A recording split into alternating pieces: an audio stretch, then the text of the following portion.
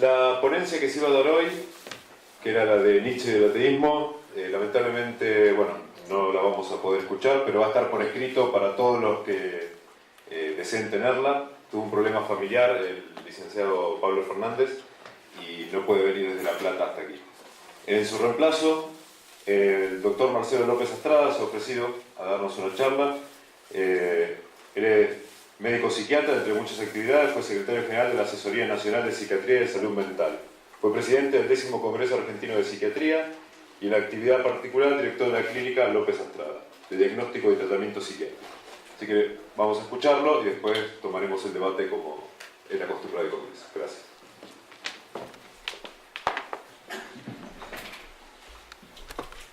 Buenas tardes, señores. Es un gusto poder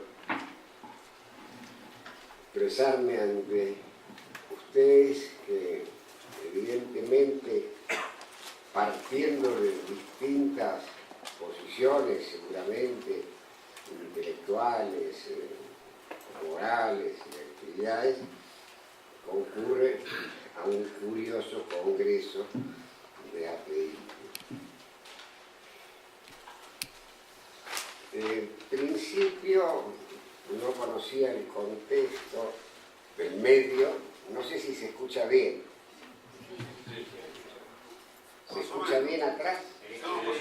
Bueno, no conocía, de manera ya cuando nos encontramos en un congreso de determinada especialidad, por ejemplo, un congreso de filosofía, sabemos que cada uno de los participantes están dentro de la terminología, que si hablamos de petición de principio, tendrán sus fundamentos y se hace alusión a un autor, al Dasein heideggeriano, estarán dentro del tema.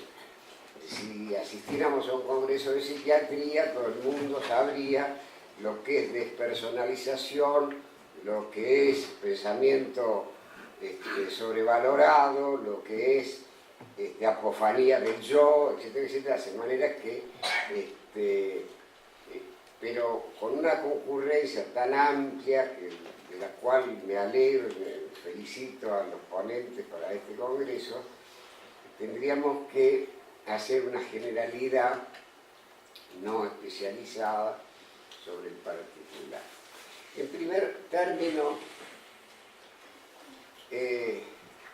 hay que hacer alguna alusión a cada una de estas referencias. En primer término, me interesaría esclarecer la tajante diferencia entre lo que es el simple filosofar y el simple también laborar científico, cada uno de los cuales no es tan simple.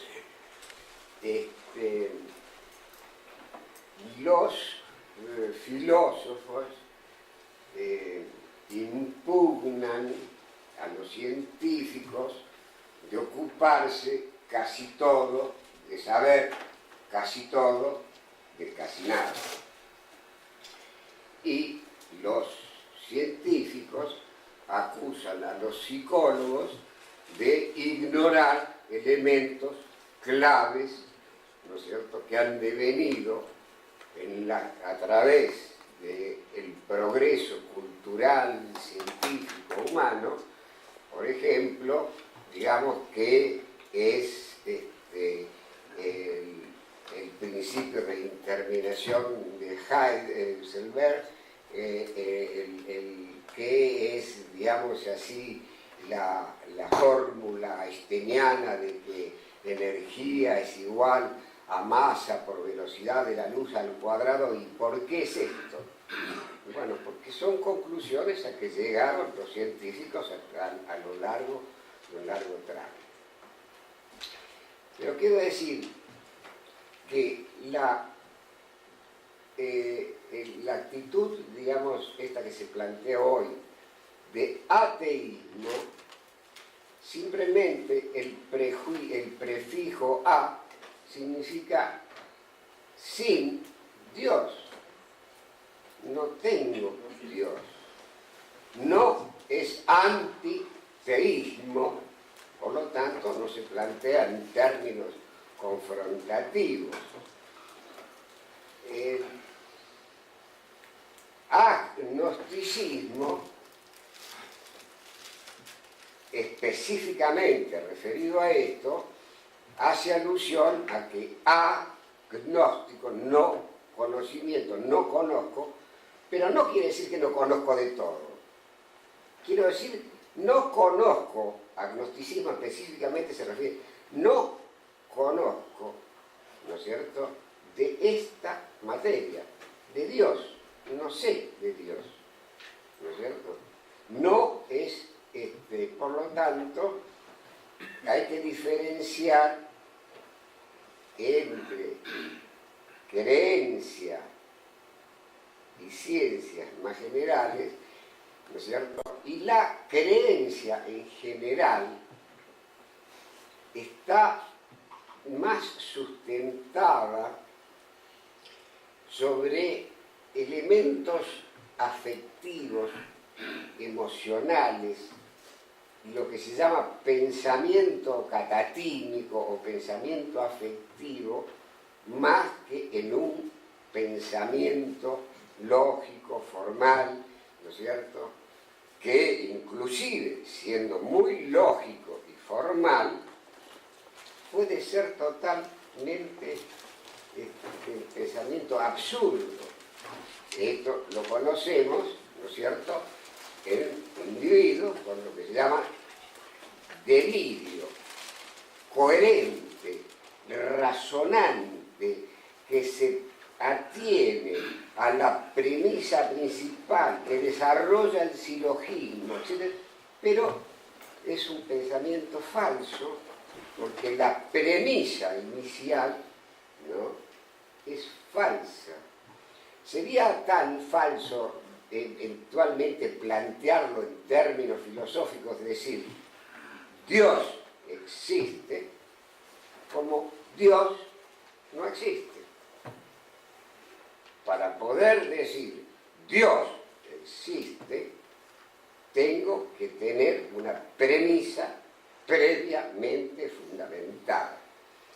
Para decir Dios no existe, tengo que tener una premisa previamente fundamentada. Cada uno acude a un tipo de premisa. El físico, como nos decía ayer uno de los exponentes, al cual lo felicité por su ponencia, ¿no es cierto?,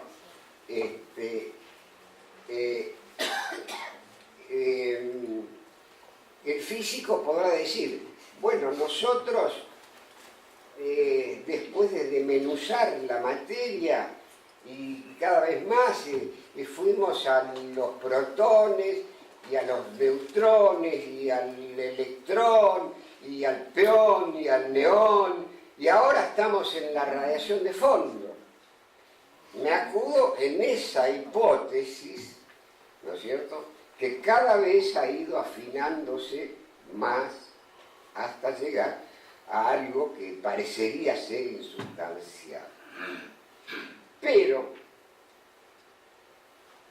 por eso, cuando yo, sin conocerlo, pero ahora lo felicito, a Fernando Losada, le planteé la hipótesis de hablar sobre las escatologías en filosofía, es decir, escatos, que tiene dos acepciones, lo negativo, y lo improbable, una trascendencia de la cual no podemos demostrar nada, ¿no es cierto? Entonces, pero vamos a ir porque me dijo Losada que querían acortar el tiempo y que hablara más brevemente de lo que había propuesto. En principio, para discernir estas situaciones, decimos que la creencia religiosa, por ejemplo, se ampara más en la situación afectiva en la necesidad consoladora, en una hipótesis de trabajo, pero digamos así, es puramente especulativa.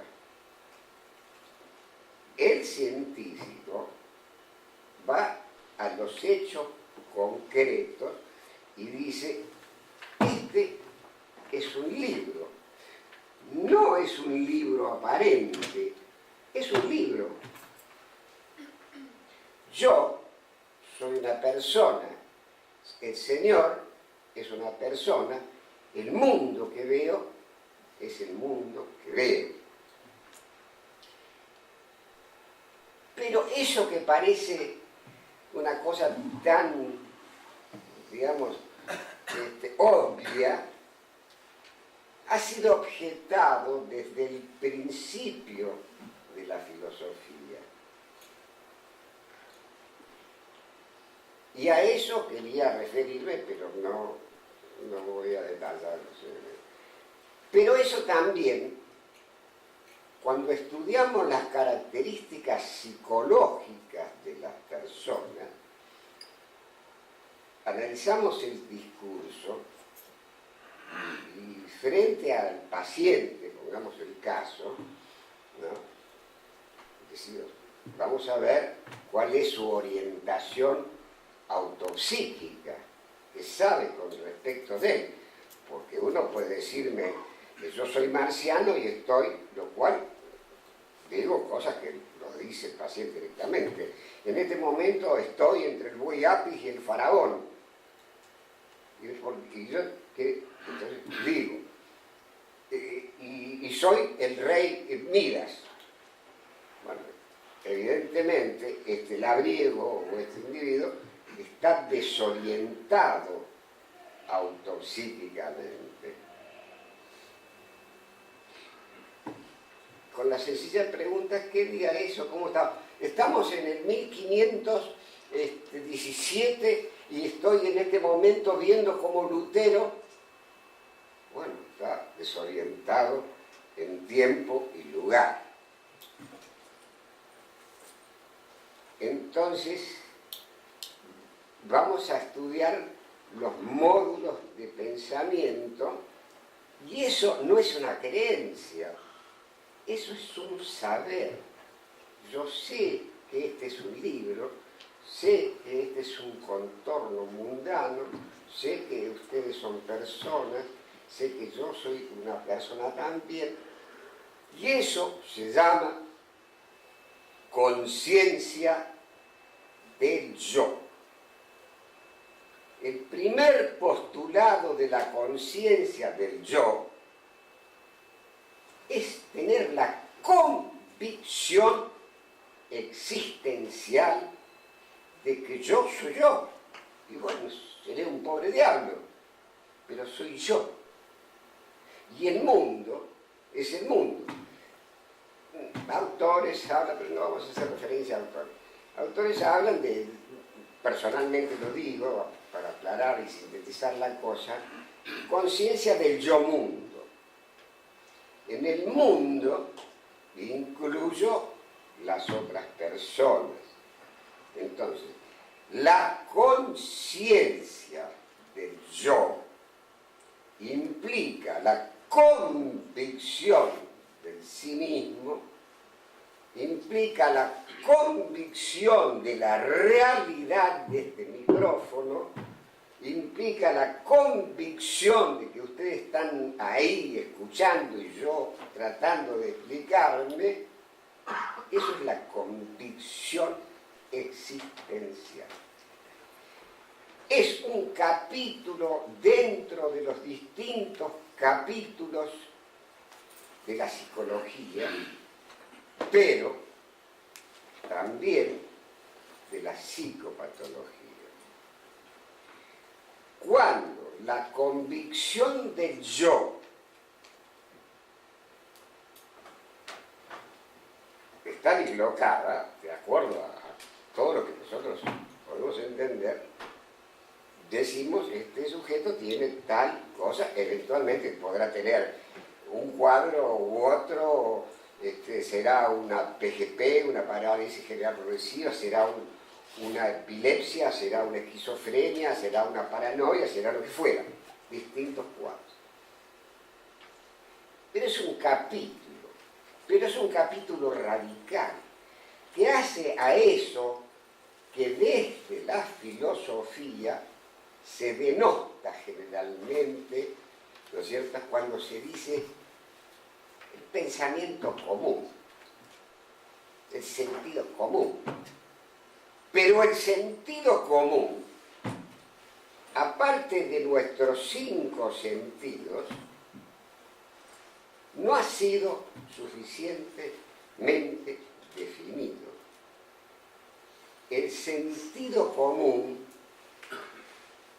o en el sentido común, participa esa convicción del yo. Los distintos capítulos, que no vamos a hablar de eso, pero señalarlos, los distintos capítulos, en todo caso, de la psicología, de la psicopatología, y eventualmente ya cuando quiere asistir a la persona, el psiquiatra, serían el análisis de los sentidos, conjunto de nuestros 5 sentidos, pasaremos a la percepción. Y se ha dicho, ya lo dice en la metafísica, palabra distorsionante del pensamiento de Aristóteles. La metafísica aristotélica dice: todo lo que hay en el pensamiento ingresa por los sentidos. No hay en el pensamiento nada más que aquello de lo que le han proveído los sentidos. Pero, a través de las distintas filosofías, se viene afirmando que la filosofía tiene otra forma fantástica, extrañísima, por otra parte, de llegar al conocimiento. Con lo que linda con el pensamiento mítico mágico y con lo que linda con las respetables religiones.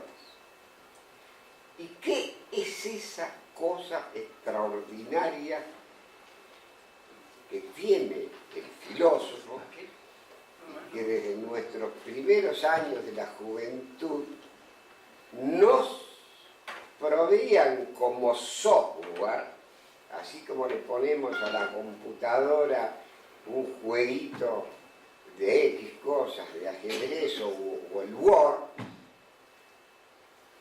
se nos introducía en nuestras cabezas adolescentes la necesidad de que, una vez que nos hubiéramos proveído de todas las informaciones platónicas y parmenidias y etcétera, o aristotélicas o las que fueren, recién podíamos filosofar. No. Y que eso después lo analizaría la intuición. ¿Pero qué es la intuición? La intuición filosófica de Fichte, la intuición filosófica de Hegel, la intuición filosófica de Schelling, ¿no es cierto? La angustia del Dasein heideggeriano, que Heidegger tiene que ampararse más allá de la intuición en la angustia.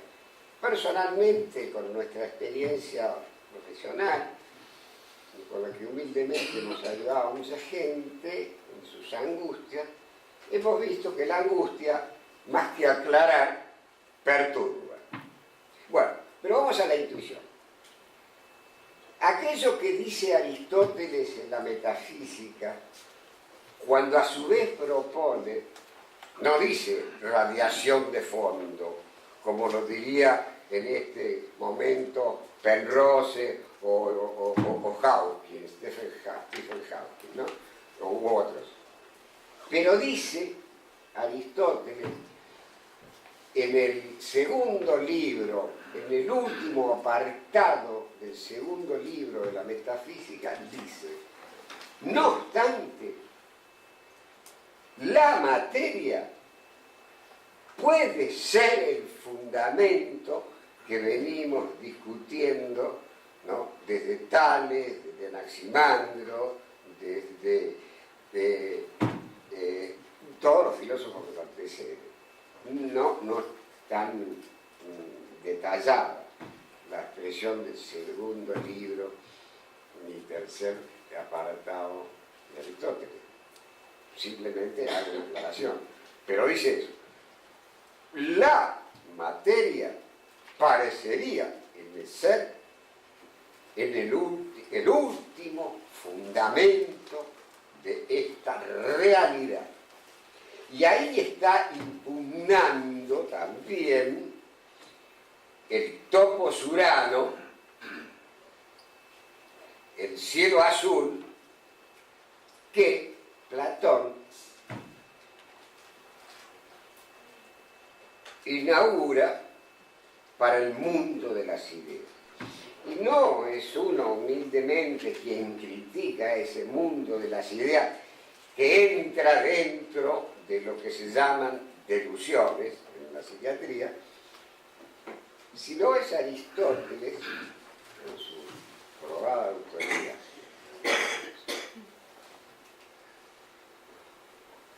Pero nos alejaríamos, extendiendo las cosas, de esa intuición. La intuición no es otra cosa que la incorporación de todo el mundo circundante, como decía aquella expresión aristotélica, a través de los sentidos. No hay nada en el intelecto que no esté en los sentidos. Eso es la intuición. Pero con la diferencia, y es radical, es que cuando nosotros percibimos, tenemos sensaciones y percepciones, luego configuraciones imaginativas, luego representaciones, registramos esas situaciones. Nosotros, y ahora la inteligencia artificial, digamos así, la inteligencia sintética, nos está ayudando a comprender el proceso de grabación del software que es esta realidad que nos está incorporando. Pero esa grabación, yo veo este libro y automáticamente eso que es una señal, como se llama en biología, es un estímulo, como también se llama en psicología, recorre poco menos que a la velocidad de la luz la biblioteca del cerebro.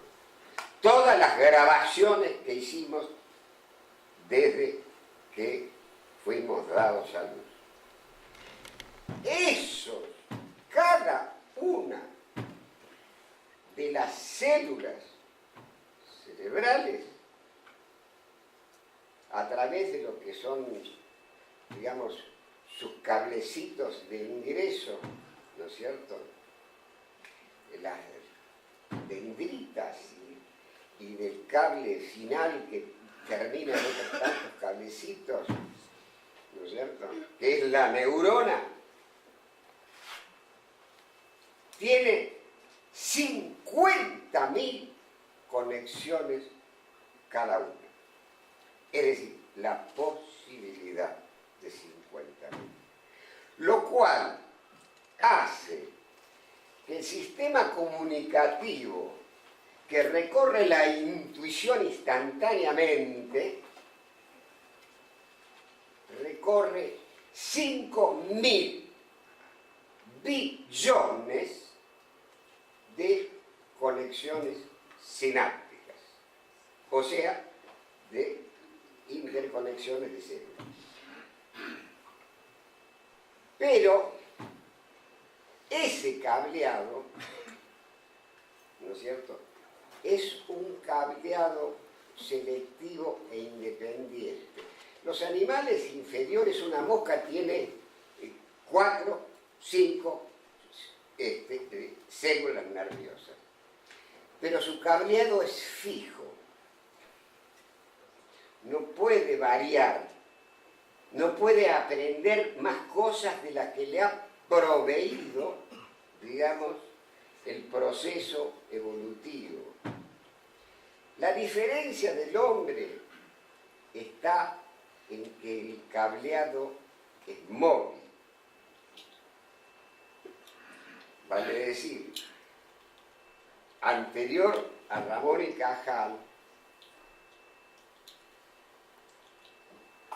el gran neurólogo español, se creía todavía que el cableado de la célula empezaba en el cerebro y terminaba en la punta de uno de los dedos del pie. No, Ramón y Cajal determinó que esta célula terminaba y se conectaba, pero no directamente con otras células, a través de lo que se llaman los neurotransmisores. Y los neurotransmisores, a la posibilidad de 50.000 alternativas selectivas de la célula, le proveen, de acuerdo al neurotransmisor, la elección de elegir otras conexiones. De manera que así como el proceso racional nos ponemos a pensar y tratamos de evocar la memoria, de decir, pero esto pasó en tal época, y nos ponemos a racionar. El proceso intuitivo, y entonces, y vamos a sacar una conclusión, entonces voy a poner una premisa mayor, voy a poner la premisa menor, voy a poner la conclusión, siguiendo el pensamiento, el modelo de la lógica. Pero la intuición también hace lo mismo. La intuición, estímulo, incorpora. Y recorriendo los miles de pasajes, esos 5.000 billones de conexiones, también registra la biblioteca lógica, también registra el principio de indeterminación, pero también registra el principio de identidad que se le atribuye, y lo objetamos, a Parménides. Parménides no enuncia el principio de identidad, eso lo enunció la lógica después. Bueno, el principio de no contradicción, el negar y afirmar el simul imposible es, el negar y afirmar al mismo tiempo es imposible. Eso lo recorre la intuición a la prodigiosa velocidad bioeléctrica.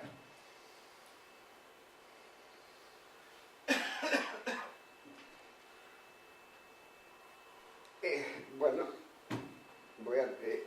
ahora voy a decir, nuestra propuesta,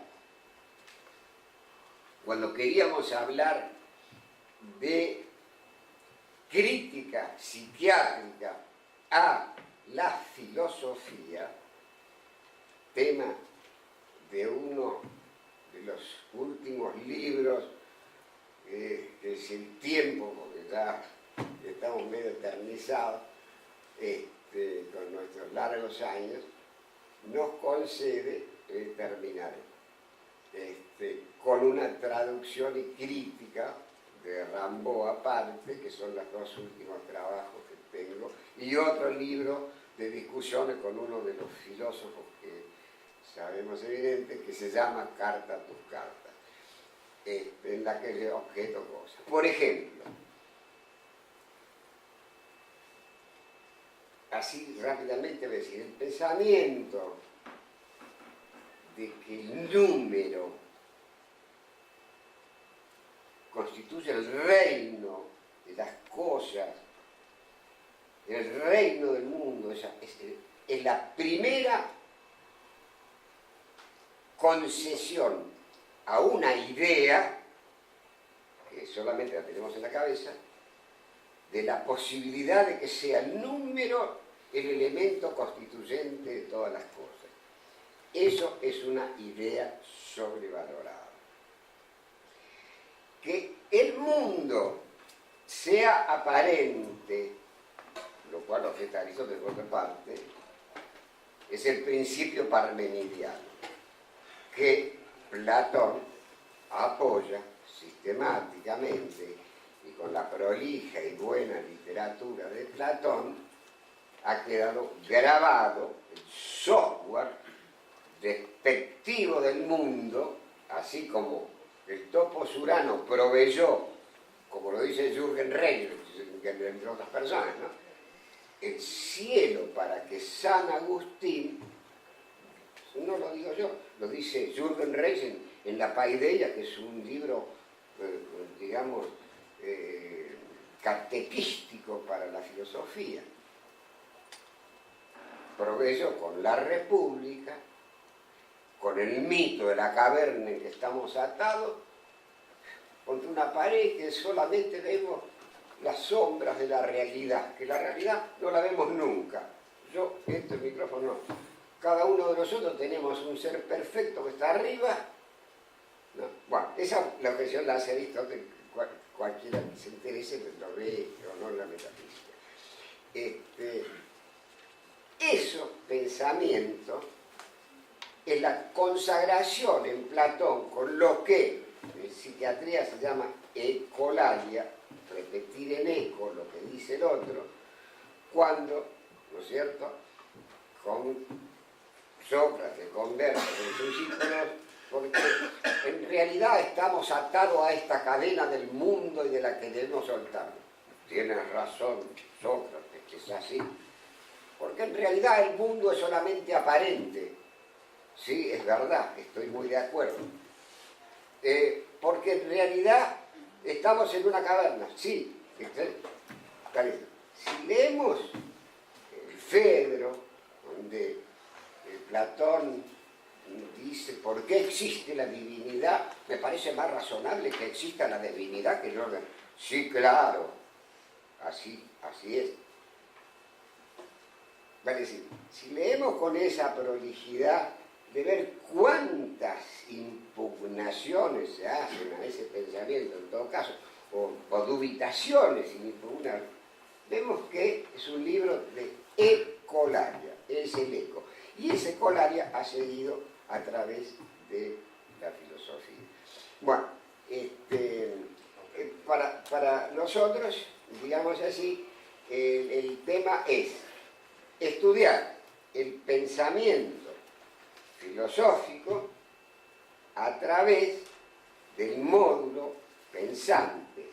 En todo caso, ayer se decía que lo que hay que tener en cuenta es el delito y no la persona. Nosotros decimos, lo que hay que tener en cuenta es la persona que hace el delito, porque la persona, ¿no es cierto?, tiene lo que se llaman estereotipos dinámicos, de los cuales el software que se metió en la cabeza es muy difícil sacar. Es todo lo que estamos haciendo.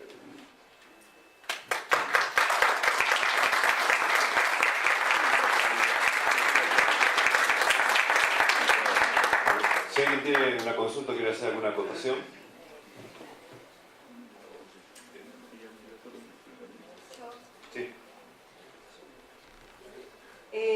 Me alegra que lo doctor se haya referido, haya mencionado varios conceptos de neurociencia que responde a cómo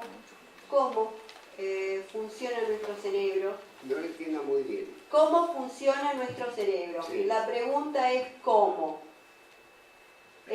No por qué, sino cómo se logra. ¿Cómo se logra procesar? ¿Cómo se logra pensar? Es decir, las palabras pensar ahora están puestas entre comillas. Entonces nosotros buscamos cómo funciona nuestro cerebro. Por eso me alegro que haya hecho referencia a la neurociencia y que haya mencionado algunos conceptos sobre nuestra circuitería mental y que nosotros tenemos neuronas y que está todo en nuestra cabeza, en realidad. No sé, quiere que lo conteste, usted ya Sí, lo sí. explicó, yo les digo lo siguiente. Evidentemente, sobre el cerebro, ¿no es cierto?, se va sabiendo a través de la experiencia y hay que recordar en esta discusión ciencia, creencia, filosofía, etcétera, una sintética conclusión de Einstein que dice: conocimiento es experiencia, todo lo demás es información. La diferencia entonces entre el conocimiento es que se apoya en la experiencia. Y sobre el cerebro se ha discutido y se seguirá discutiendo porque tenemos desde luego centros, ¿no es cierto?, cuando se progresa sobre la conformación de las partes, de los distintos módulos del cerebro, ¿no es cierto?, surge, digamos así, en una famosa discusión de dos afamados neurólogos, en que Gratiolet, un eminente científico neurólogo francés, sostiene que no existe ningún tipo de localización en el cerebro, que todo el cerebro funciona en conjunto y que no. Obertin, que estaba quien discute con Huberto, le dice: no, hay zonas especializadas en el cerebro, no totalmente especializadas, pero las hay. Escuchaba la conversación otro neurólogo, Broca, que coincidentemente tenía un paciente que solamente decía una palabra, to o ti o lo que fuera. Cuando fallece el paciente, en la autopsia se ve que existe un reblandecimiento, ¿no es cierto?, polar en el cerebro frontal, en el lóbulo frontal, que coincide a posteriori con todos los reblandecimientos o tumores del mismo lugar frontal y que hoy se llama el centro de Broca. Cuando de pronto alguien hace una parálisis del habla, es centro de Broca. Wernicke después descubre otro centro, después Dejerine descubre otro centro, Wernicke descubre el centro del habla, Dejerine descubre el centro de la escritura, un tipo que sabe leer, pero no puede leer, no puede, habla muy bien, pero no puede leer, lo que se llama alexia, o no puede escribir, sabe todo, pero no puede escribir, se llama agragia. Bueno, esos son centros, pero sería hablar de toda la neurología. No sé si hay otra pregunta. Me parece muy interesante la disertación suya. en cuanto a un debate muy común entre los ateos, No entiendo bien. un debate muy común cuando se debate con ateos en cuanto a si el concepto de Dios, la manera de incorporación de este concepto de Dios, si es algo que las personas lo tienen, digamos, natural, o si es un concepto incorporado. Me parece que eso, digamos, lo que habla de usted, viene como a pensar en cómo incorpora el ser humano este concepto de Dios. Pero la pregunta concreta es, si me puede decir, la relación que usted encuentra en las patologías, cuando en las patologías se habla de nociones religiosas, ¿no? Por ejemplo, en los delirios místicos, es decir, la relación muy estrecha entre las personas que sufren patologías y este pensamiento religioso. Bueno, la pregunta es larguísima.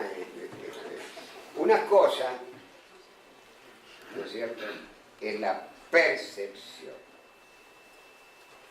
Yo percibo ese cuadro que tiene un botecito donde eventualmente el tipo va a reír. Lo percibo, pero usted lo percibe, nosotros esa es una percepción de un cuadro. Pero de pronto, el paciente que está mirado dice que el tipo de los remos pesca un tiburón o pescó esto, que le pegó un garrotazo con el remo al tipo que estaba al lado. Pero nadie lo ve, eso. Pero el bote está, el remo está, y los personajes están. Eso es una ilusión, es una distorsión de la percepción en donde se mezcla, ¿no es cierto?, otras configuraciones imaginativas, ¿no es cierto? El paciente recuerda que alguien le pegó en la cabeza con un remo, no, reconstruye, como en el sueño reconstruimos 20.000 escenas, algunas tienen lugares que conocemos, que son reales, y otras que a esos lugares le agregamos situaciones que no son. Eso es una ilusión. Pero de pronto ni está el cuadro, ni está, por lo tanto, ni el bote, ni los restos. Y sin embargo, en ese cuadro, cuando no existe el objeto, la percepción, digamos, sin objeto, eso es una alucinación. Muchas de las cosas del misticismo y de las religiones están apoyadas en afirmaciones, digamos, alucinatorias, ¿no es cierto? Es para contestar su pregunta. Una alucinación. Yo veo que se apareció fulano de tal, santo o no santo, y bueno, y afirmo y tengo la convicción, y esa convicción es muy contagiosa. En los problemas psicológicos se habla de lo que se llama la folia de, la locura de dos, sobre todo cuando dos están muy vinculadas, las dos entran prácticamente en la misma sintonía. Pero también existe lo que Binet, y Binet Sangle también, ahora el problema expansivo de la locura colectiva, ¿no es cierto?, o de la convicción colectiva, porque un religioso no es un loco, simplemente es una convicción